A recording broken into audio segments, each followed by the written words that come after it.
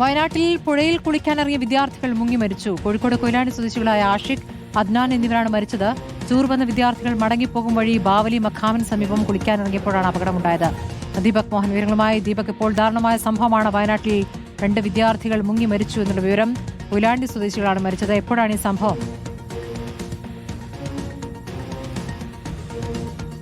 രാവിലെ 7 മണിയോടെയാണ് മാനന്തവാടി ബാവലിപ്പുഴയിൽ കുളിക്കാനിറങ്ങിയ 15ഉം 17ഉം വയസ്സും പ്രായമുള്ള 2 കുട്ടികൾ ഈ പുഴയിൽ കുളിക്കാനിറങ്ങിയവരെ ദാരുണമായി മരിച്ചത്.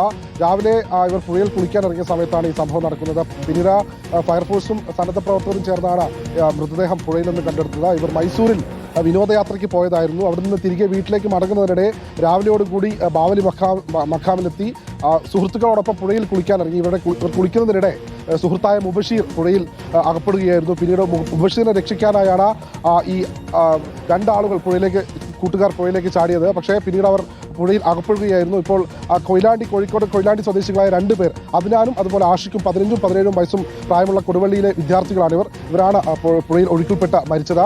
മൃതദേഹം ഇപ്പോൾ മാനന്തവാടി മെഡിക്കൽ കോളേജ് ആശുപത്രി മോർച്ചറിയിൽ സൂക്ഷിച്ചിരിക്കുകയാണ്.